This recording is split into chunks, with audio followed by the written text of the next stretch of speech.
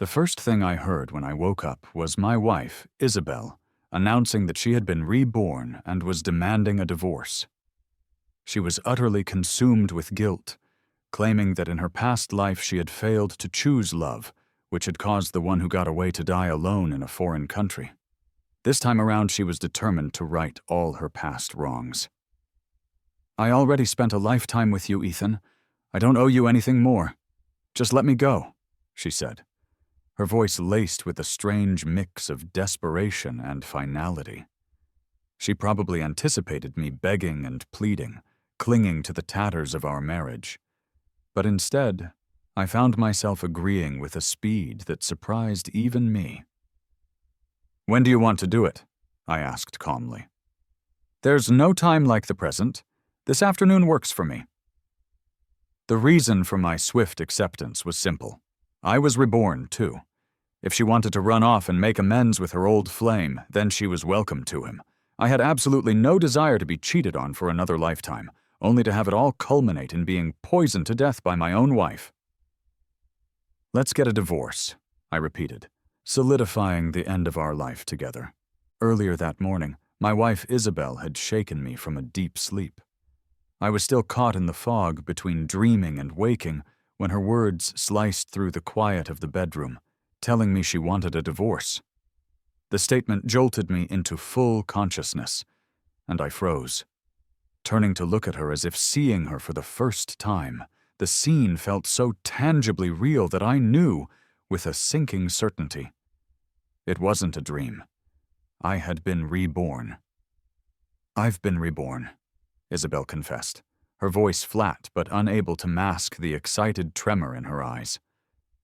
"I only married you to spite my family, but my choice caused Julian to die all alone overseas. The guilt is eating me alive. In our last life, I was with you for decades. I don't owe you anything else. Just let me go." I stared at her, trying to look past the beautiful facade to the corrupted heart that beat within her chest. In my previous life, it had been love at first sight for me. I pursued her with a relentless passion, navigating a difficult courtship that I believed would lead to a heavenly destination. At our wedding, I wept with unadulterated joy, shouting my love for her for all to hear and privately vowing to cherish her for the rest of my days. And I had kept that vow. After we were married, I doted on her, treating her like a priceless treasure I held gently in the palm of my hand. But all the while, she was secretly maintaining contact with her old flame, Julian Vance. They had gone so far as to rent an apartment together, starting a new life behind my back. Under the guise of working long hours, she was living with Julian, rarely returning home before midnight. And I, in my complete and utter ignorance, only felt sympathy for how hard she was working. Every single night, I would prepare dinner and wait for her into the early hours of the morning, always asking tenderly if she was tired when she finally walked through the door. I lived like that, a man being actively cheated on, for 3 whole years.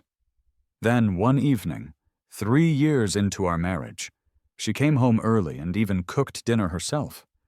I was overjoyed, foolishly believing that my 3 years of unwavering devotion had finally won her over. I ate the meal she had prepared with a blissful smile plastered across my face. The food was incredibly bitter, but I didn't say a word, not wanting to crush her confidence since it was the first meal she had ever cooked for me. Who could have possibly guessed that the bitterness was due to the poison she had laced it with? When the poison began to take effect, a sharp, twisting pain erupted in my gut. I naively thought I had just caught a chill. It was only when she spoke that the horrifying truth became clear. "Let's just call it quits for this lifetime," she said casually. "In the next one, I'll be with you again." I was stunned and asked her what she meant. She stood up from the table and produced a half-empty bottle of pesticide. "I poisoned you. It'll only hurt for a little while. Don't blame me. Julian said he doesn't want to live in secret anymore. He wants to marry me." In that singular moment, my entire world came crashing down around me. I gripped the edge of the table, my fingers digging so hard into the wood that it felt like they would splinter. My body ached with a terrifying intensity, but the pain in my heart was infinitely worse. It was only then that I finally realized I had been the victim of her deception for 3 long years, and that the man from my company, Julian, was my wife's true love. I asked her why she had married me if she never loved me. Isabel explained that it was purely out of spite. Her family believed Julian was too poor and had forbidden their relationship, so in a fit of rebellious anger, she chose to marry me instead. A bitter, tearful smile stretched across my face. If you didn't love me, you could have just divorced me. Do you hate me so much that you had to kill me? Her reply was chilling. Julian doesn't want you on this earth. He feels disgusted knowing you were with me for so long. So that was the reason. I coughed, a mouthful of blood splattering across the table. After I died, my soul lingered, unable to move on.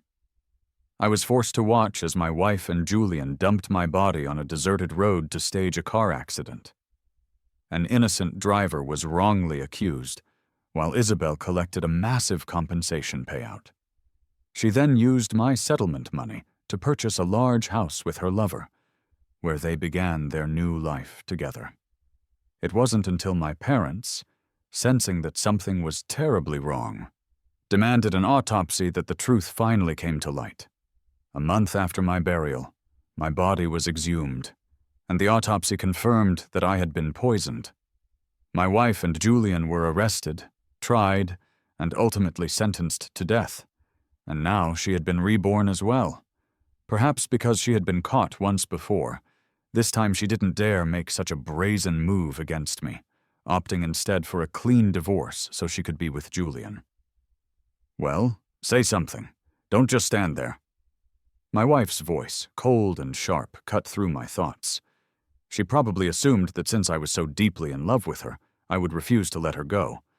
But in this new life, I had no intention of being made a fool for years before being murdered. I agreed on the spot. When do you want to go? No time like the present.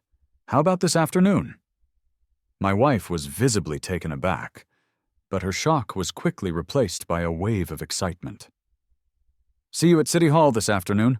Oh, and by the way, I'm keeping the house. I laughed out loud at her audacity. Why would the house go to you? She retorted, her sense of entitlement astounding. I've been with you for 2 lifetimes. Don't I deserve it? 2 lifetimes. She conveniently chose to forget that in our last life, she owed me my very own. A peaceful separation was the absolute most I was willing to concede to her. Forget the house. It's a premarital asset. The law won't award it to you, and neither will I. Isabel's eyes went wide with disbelief. Ethan, didn't you say over and over that you loved me? If you don't give me the house, am I supposed to sleep on the street? I looked at her coolly. Oh, so now you remember that I love you? I loved you for so long, and you still went and cheated on me with your old flame. And you won't be sleeping on the street. You've still got Julian, don't you? I turned away and began to get dressed, conscious that I was going to be late for work. My wife walked over and angrily snatched my jacket from my hands. So you just got to sleep with me for free? I took a deep, calming breath, forcing down the rage that was building inside me. Believe whatever you want. Get your things out of here soon. I'm changing the locks. With that, I walked out the door, leaving her standing in the middle of the room. When I arrived at the office, the first thing I noticed was how old everything looked. The building's exterior and the interior decor all had a distinctly dated feel, a look from a time I thought was long past. I saw a half-finished file on my desk, and with a single glance at the cover, I knew precisely what the completed version contained. I also knew which upcoming projects would generate substantial profit and which would result in losses. It seemed that fate had granted me a second chance, sending me back 3 years into the past. Armed with the memories of my former life, my career was poised for a dramatic ascent. This was good. I could forget that heartless woman. This new life would be dedicated to making money and building a successful career. There were plenty of good women in the world. A man like me wouldn't have any trouble finding a wife. I dove into my work, immediately filtering through the potential projects to identify the most valuable ones. In just half a day, I accomplished what would have taken me half a month to complete in my previous life. Just as I was about to submit my work, I saw him. Julian Vance. The man who had destroyed my family, who had conspired with Isabel to murder me. The man I hated to my very core. He worked in Division 1, while I was in Division 2.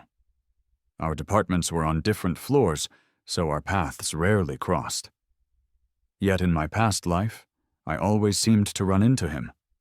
I hadn't thought much of it at the time, but I later realized he had been doing it on purpose, just to secretly gloat and watch me squirm in my ignorance. "Hey, Ethan, I heard you got married?" he said, his voice feigning friendliness. "Yeah, about 6 months ago," I replied. "Man, why didn't you say anything? We missed out on your wedding feast. Here," he continued, pulling out a $10 bill. "I didn't get to drink your wine, but I can't skip the gift. Take this."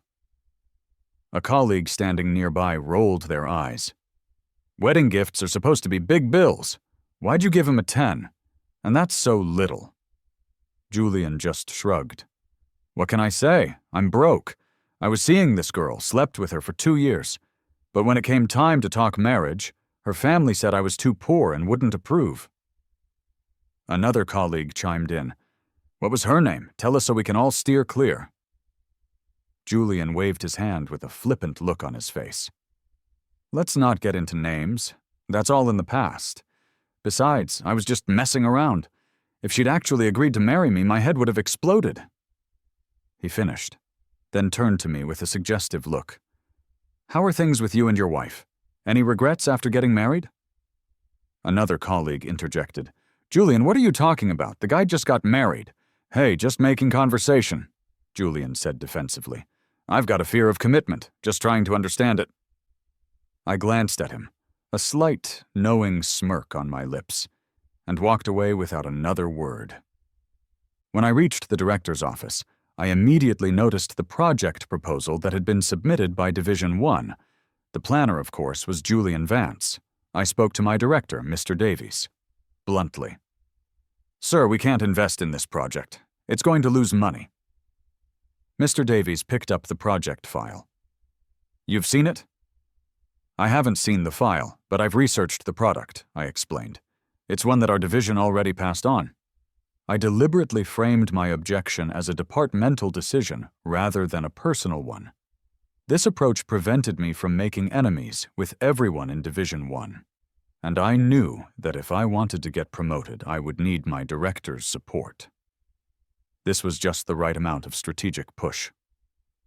After hearing me out, Mr. Davies set Julian's project aside, probably intending to investigate it further on his own. He then took my proposal and nodded with satisfaction. "Did you do this all by yourself?" "You assigned it, sir. I did the research and the write-up on my own." "Good, nicely done. You can go back to your desk now." After leaving his office, I received a text from Isabel. "I talked to a lawyer. The timing of your home purchase was right around our wedding, so it can't be considered a premarital asset. How about this? You keep the house, and you pay me $500,000. I laughed. What kind of fraudulent lawyer had she managed to find? I didn't reply. We would settle everything that afternoon. "Ethan, I think you forgot something," Julian said, walking over with a smirk on his face, pretending to joke. I asked him what he meant. "I gave you a wedding gift," he said. "You're not going to buy me a drink?" The least you could do is treat me to a bowl of noodles. Oh, and bring your wife along. That would be more sincere." I knew exactly what game he was playing. At this point in the timeline, my wife hadn't cheated on me yet. The two of them hadn't even reconnected. The current situation was like a cracked egg, and this fly was buzzing around, desperately looking for a way inside. Fine, I thought. I'd give them a little push. Wedding gift? I never accepted it. Besides, I'm about to get divorced. Julian was stunned into silence. Divorced? I ignored his shocked expression and walked away. Even with my back turned to him, I could feel the palpable delight radiating from him. That afternoon, I arrived at City Hall as we had planned. It was clear my wife couldn't wait to be free of me. The moment she saw me, she began to complain. "They open at 2 o'clock. It's already 2:10. What took you so long? This is a divorce. You couldn't be on time for something this important?" I took out my ID and household registration, walking ahead of her without a word. After we had finished all the paperwork and walked out of the building, she suddenly turned to me and asked, "Are you seeing another woman?" "I'm not capable of something like that," I answered honestly. "If you think I agreed to this divorce so quickly because I was cheating, you're mistaken." "Whatever. Do what you want. Thanks for giving me my freedom." With that, Isabel held out her hand, expecting a final handshake. I didn't take it. I turned, hailed a cab, and got inside. Seeing me leave so abruptly, she quickly added, "You need to deal with the house issue soon. $500,000. I'm not asking for much." "Driver, let's go," I said, ignoring her completely as the car pulled away from the curb. When I got home, I packed all of Isabel's belongings into a single suitcase and arranged for a courier service to take them away. Then, I changed the locks. With every trace of her gone from the house, an immense sense of peace washed over me. The next day, the project department was in an uproar. Mr. Davies publicly praised Division 2 for its diligence while harshly criticizing Division 1. The primary reason was the flawed project file I had flagged the day before. The file was riddled with major problems. If the company had rashly invested, it would have lost at least hundreds of thousands of dollars. As soon as I got to the office, my director called me in. He asked me what had happened yesterday, trying to understand how I had known. I just smiled. "Weren't those your instructions, sir?" Mr. Davies paused for a moment, then smiled with deep satisfaction. "Ethan, I think you're a perfect fit for the supervisor position. Starting today, you, Ethan Evans, are the new supervisor of Project Division 2. I quickly bowed my head in thanks. Everything was proceeding exactly according to my plan. At lunch in the cafeteria, Julian walked over, his face grim.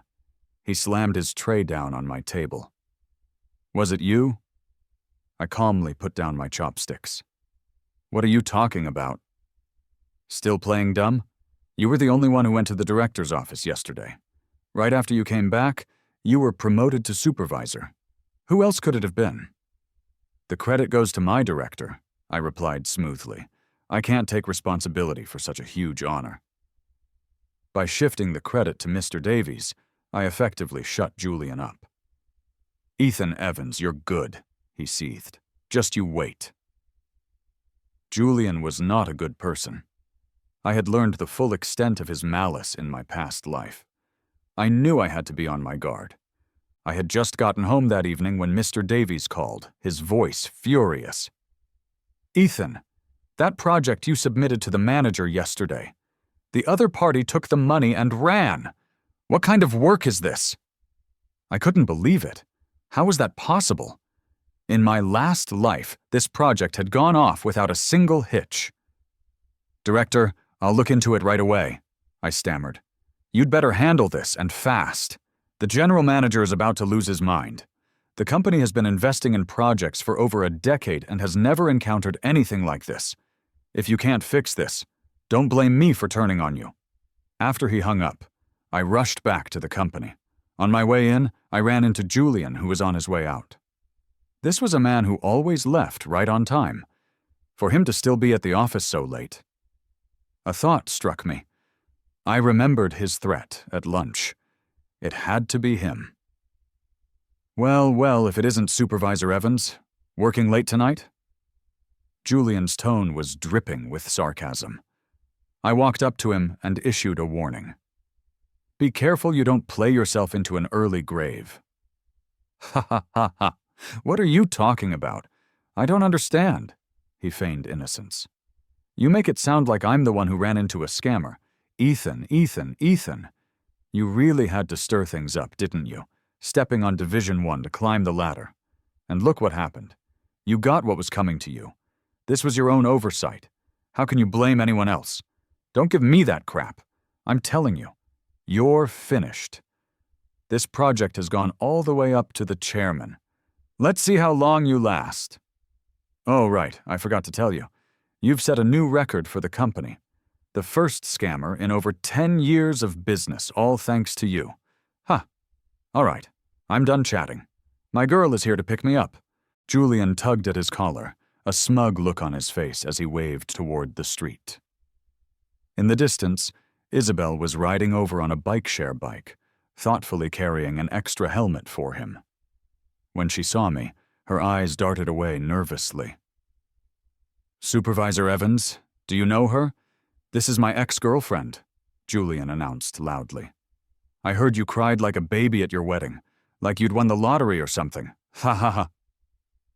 All right, Julian, that's enough. Let's go, Isabel said, clearly embarrassed, trying to hurry him away. Julian's face hardened. What? You don't like me showing you off? Are you still thinking of him as your man? No, we're already divorced. Then what's the problem? Since all the relevant parties are here today, let's have a nice chat about the house. Julian took out his phone and opened the calculator. Based on the property value, we'll split it. Isabel, you should ask him for $600,000. Isabel hesitated. I already talked to him about it. He's paying $500,000. I said ask for $600,000. Julian glared at her. Isabel didn't dare argue. She gave me an apologetic smile. Let's make it $600,000. You two can keep dreaming, I said, my patience worn thin. I was in a hurry to deal with the project crisis and didn't have time for their wishful thinking. Hearing this, Julian grabbed me and punched me squarely in the face. Ethan Evans, you son of a bitch. You screwed me over with that project today. I called your wife over just to rub it in your face. And not only do you not care, you're this arrogant. I'll kill you. I had nowhere to vent my own white-hot anger, so I immediately started fighting back. Isabel tried to break us up, but she only got in my way, causing me to take several more punches. Wiping the blood from the corner of my mouth, I nodded coldly. Nice work. Isabel lowered her head, actually having the decency to look guilty. Julian sneered. You'd better start raising the money. If you don't pay up, I'll sue you. Go ahead. Do whatever you want, I replied, clenching my jaw as I walked away. After what happened today, I swore to myself that if they ever let me get my hands on some leverage, I would make sure their end was as ugly as possible. Back at the office, I quickly opened my computer to check the original electronic files. I found the other party's contact information and called them immediately. Fortunately, someone answered. I quickly explained the situation and asked what was going on.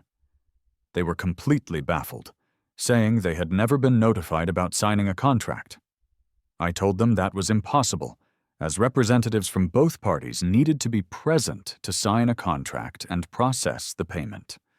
It became clear that the person who had signed the contract must have been an imposter. But how could an imposter get their hands on our company's official credentials and all the necessary documents? Hearing my doubts, the person on the other end of the line told me to check the payment records immediately. I risked getting chewed out again and called my director, Mr. Davies. He sent me the payment receipt, which I forwarded to the other company. The result was like a bolt from the blue. The recipient of the funds had vanished. Not only had they scammed our company out of millions, but they had also taken a significant amount of money from the other company, who had already reported the incident to the police. Even worse, the perpetrator had likely already fled the country. I sat there in a daze, the weight of the situation crushing me. Here I was, gifted a second chance at life, and my promising future was about to be destroyed before it even began. I didn't sleep a wink that night. After filing a report at the police station, sleep was impossible. But as the saying goes, when it rains, it pours. The next day, the chairman himself came to the company. At the same time, I received more bad news. I was suspended from my duties and placed under investigation. As I was dejectedly packing my personal belongings and waiting for the elevator, a cheerful-looking Julian walked over. "Ethan, that supervisor job was a real revolving door, huh? Lasted a whole day before you were out?" I looked at him coldly. "Don't get too cocky. Once the investigation is over, you're going to pay." "Ha ha ha. You're like a mad dog trying to bite everyone you see." Then he leaned in close and whispered, "I don't mind telling you, it was my idea to have you suspended and investigated. A person like you belongs in the gutter. I'm not just going to sleep with your woman. I'm going to make sure you can never hold your head up high again. As long as I, Julian Vance, am around, you'll never have a good day in your life. This is what you get for challenging me. Don't like it? Hit me." Ha ha ha ha. Julian walked away, oozing an unbearable arrogance. I suppressed the fury that was rising within me like bile. It was fine. If I couldn't catch that scammer, I would just hold on tight to the dirt I had on him. When I got home, the police were already there, waiting for me. They asked me a lot of questions about the project. I knew all the details by heart, and even showed them the original electronic files on my computer to prove my innocence. The phone number and the corporate account in the original electronic version were both correct. For something like this to have happened, someone must have maliciously altered the other party's payment information before the final signing. I suggested the police conduct a technical analysis of the file to determine the last time it had been edited and printed. If the timestamp matched the time I handed the file to the general manager, my name would be cleared. After the police left, I immediately went back to my company and found the head of security, asking for his help in reviewing the surveillance footage. I wanted to see if anyone had entered the manager's office that night. The security chief and I were usually on good terms, but in my current situation, even former allies were turning against me. He snorted. "Give me a break. You're a suspect. You think I can let you see the security footage? If anyone's going to check it, it'll be the police." It was a bitter pill to swallow, but I understood his position. Now all I could do was wait for news from the police. But the truth was, the police didn't find any significant leads. The surveillance footage showed that after I submitted the project proposal, no one else entered the manager's office. The suspicion against me only deepened. And right at that moment, Isabel showed up again, demanding I give her the $600,000. I was so fed up that I just told her to go ahead and sue me. I didn't have a penny to my name anyway. The days I spent at home felt like years. Without a job, without any chance to prove my innocence, my second life felt like a complete and utter waste. Fortunately, on the 10th day, there was a breakthrough. A police officer called to tell me that the results of the technical analysis were in, and they confirmed the file had not been modified after I saved it. The timestamps also matched the surveillance footage. I was ecstatic and immediately called my director, only to find that he had blocked my number.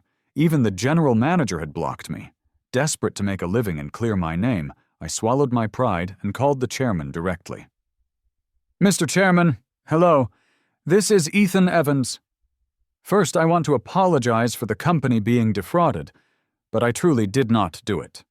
The technical analysis results are out, and I didn't make any changes to the file. Could you please give me another chance? I will find the culprit. I'll bring the person responsible to justice." The person on the other end of the line was silent for a moment, and then a woman's voice came through. "Ethan Evans, do you remember me?" Hearing her voice, I paused.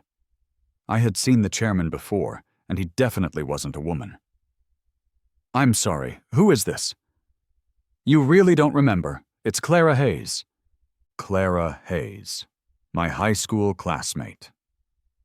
Back in school, she was a total tomboy, always hanging out with the guys and even sporting short hair. I remembered a time we snuck into an apple orchard outside of school to steal apples together. When we got caught and our parents were called, Clara's parents never showed up. It was my mom and dad who had to bail her out. Back then, she always used to call me Big Brother Ethan. "Hey, Clara, is that you? Wait, why do you have our chairman's phone?" "He's my dad." "Your dad?" "Never mind me. I heard your project set a new record for our family's company." "It really wasn't me," I blurted out. "Ha ha ha ha, just messing with you," she laughed. "I know it wasn't you. Where are you? I'll come find you." I quickly sent her my location, and we agreed to meet at a coffee shop near the office. I hadn't seen her in years, and I almost didn't recognize her. Her short, boyish hair was now long and flowed over her shoulders, and her usual shorts had been replaced by a long, white dress. But the way she walked, that was still the same. So carefree, her arms swinging with an almost boyish air. After we sat down, I felt a little awkward. "I'm a bit tight on cash, so we'll just have to make do with this place."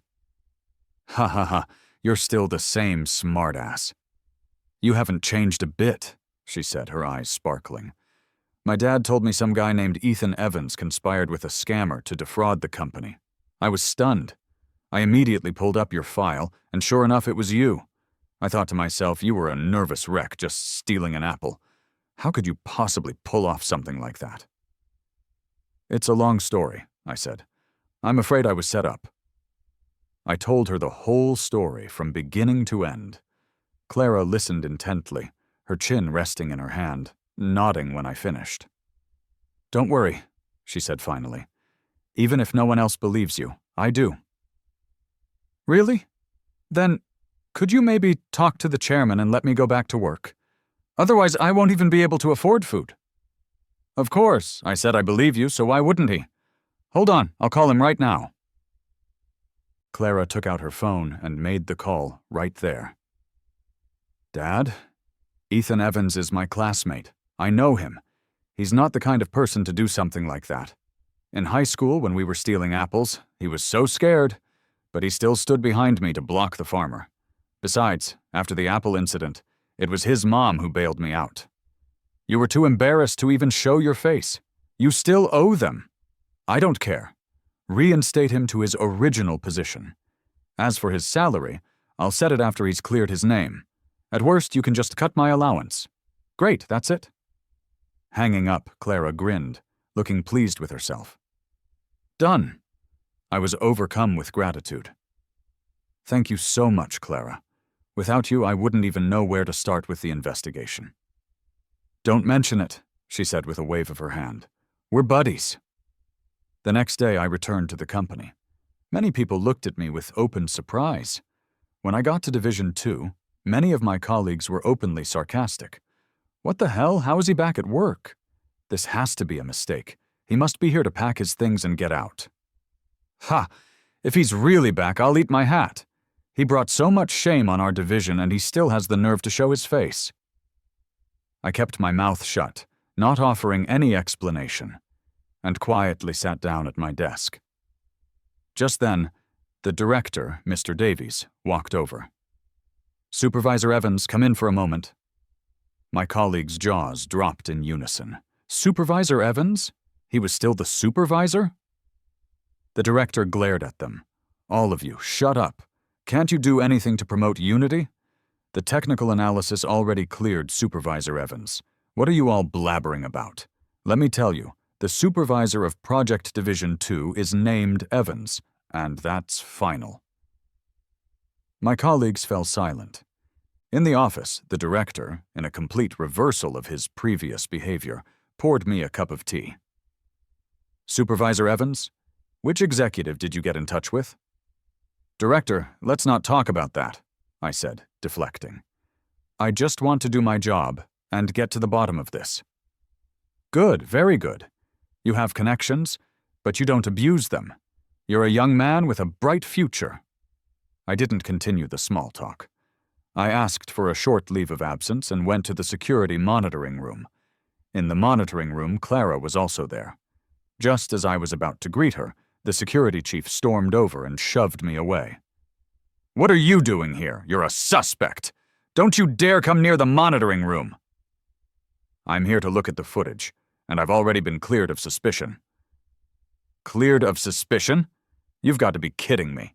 You look like a shifty-eyed crook. Get out! As the security chief pushed me, Clara walked out, her face furious. Let him go! The security chief immediately bowed his head. Miss Hayes, It's Miss Hayes, Miss Hayes. He's the one who caused our company to lose so much money. What? Are you Judge Judy now? The police have already said he's in the clear, and you're saying he's guilty? When did the police say he was cleared? I didn't know. Who do you think you are, God himself? Does the company have to report everything to you first? I'm curious. He's a department supervisor. Since when does he have to answer to the head of security? Wasn't he fired?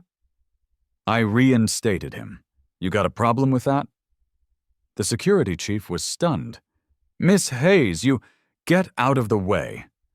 Clara pushed him aside and took my hand, leading me into the monitoring room.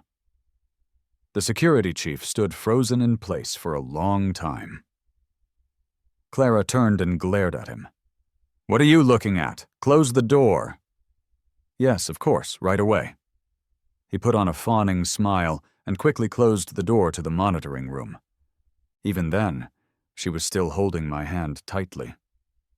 I glanced down at our clasped hands, and she just rolled her eyes at me.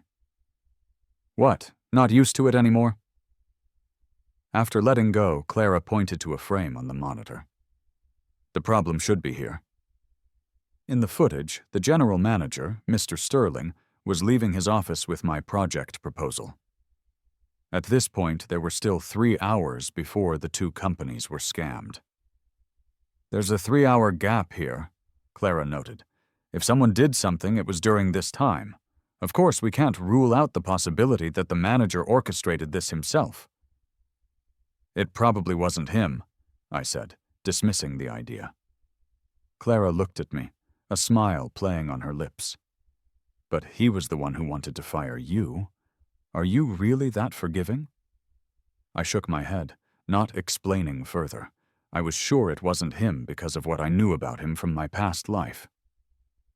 Mr. Sterling was an upright man, completely dedicated to the company. Crucially, he had no private dealings with Division 1. I stroked my chin, thinking. We should ask him if the file ever left his sight during that time, but it's not really appropriate for me, a subordinate, to investigate him. If it's not convenient for you, then I'll do it, Clara declared. She took me straight to the general manager's office. On the way, I deliberately kept my distance from her, afraid of damaging her reputation. But just then, we ran into Julian. He was shocked to see me. Ethan, you're still not dead? You're one tough bastard. I'll outlive you 8 times over, Julian. Let's see who gets the last laugh. I tried to walk away, but Julian grabbed me, refusing to let me go. You son of a bitch. A suspect like you still has the nerve to be so arrogant. Who let you come back to work? Is that any of your business?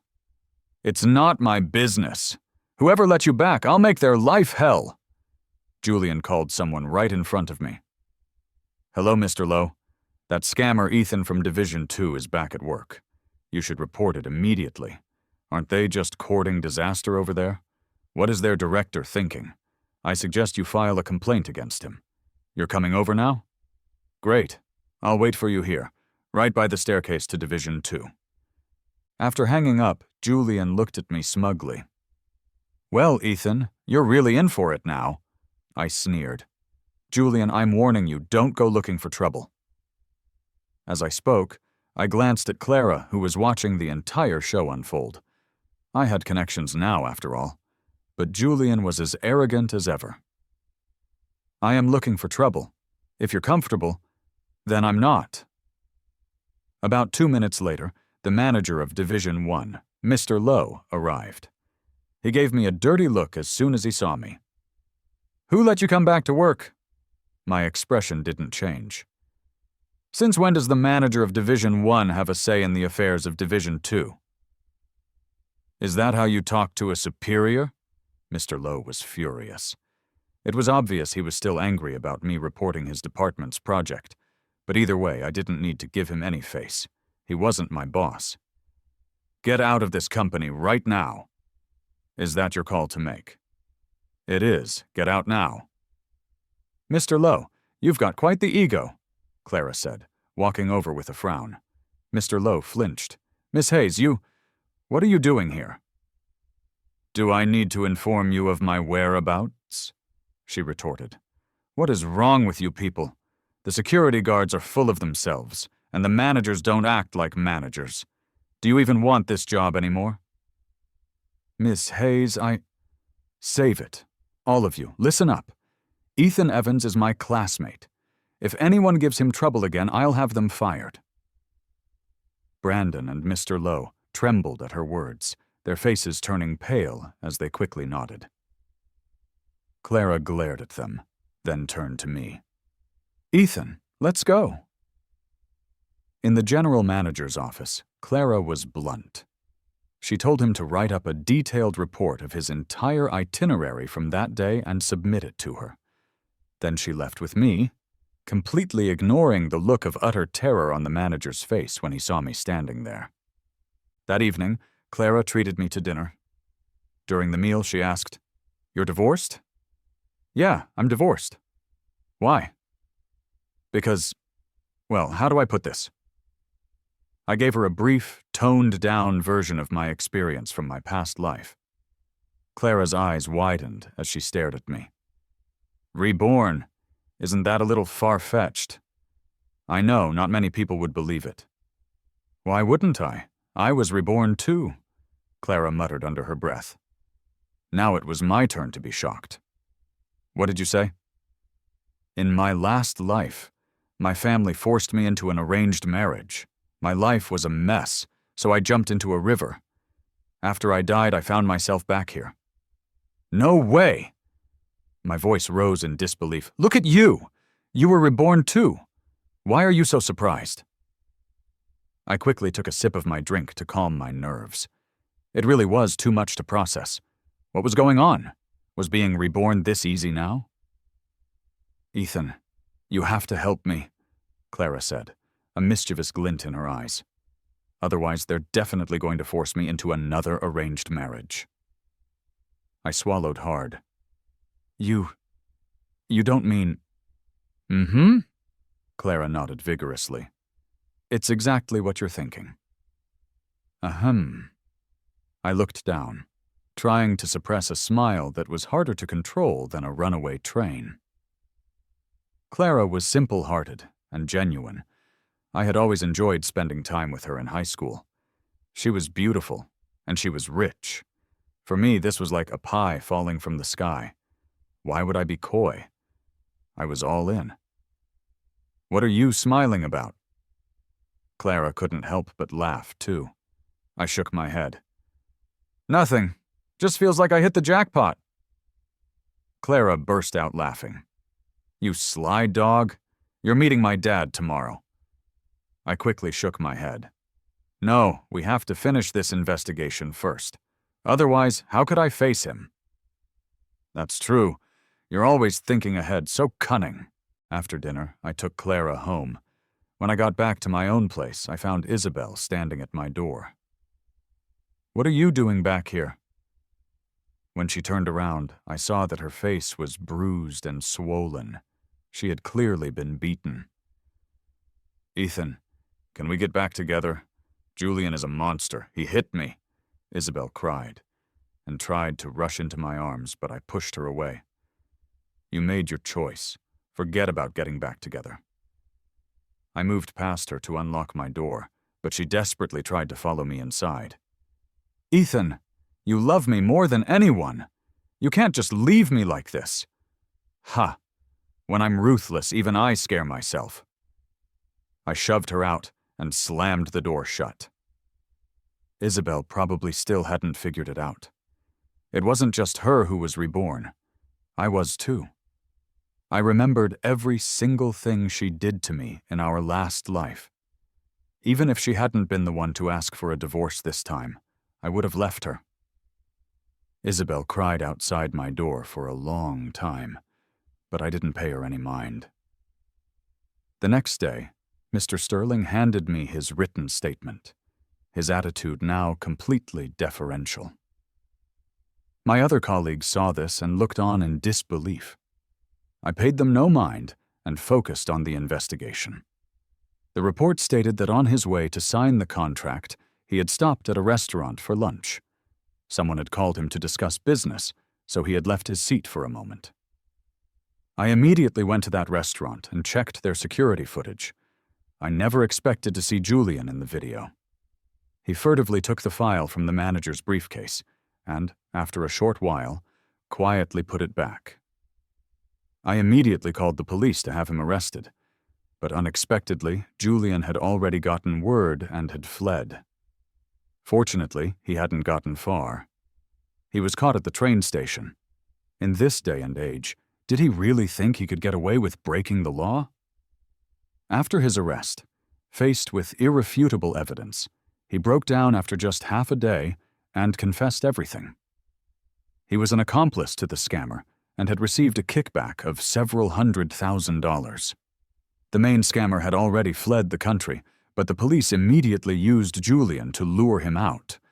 With the cooperation of international police, they successfully apprehended the scammer and extradited him back to the country. The company's funds were also recovered. The fraud case was finally closed. Awaiting Julian was the full, severe punishment of the law. After my name was completely cleared, Clara dragged me to her house. The chairman's glare was so sharp he couldn't hide his disapproval. But Clara insisted that she would rather die than not be with me. She listed all my good qualities, including my unique business acumen, saying I had a great future ahead of me. She even brought up the time my mom bailed her out after the apple stealing incident, using it to guilt-trip her father. She pleaded and cajoled him relentlessly. On top of that, my performance at work was consistently outstanding.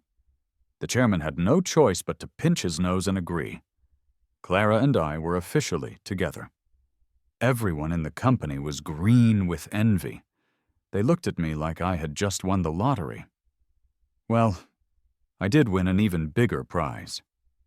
Clara and I started preparing for our wedding. A few days before the big day, a disheveled Isabel showed up at my door again, making one last, desperate attempt.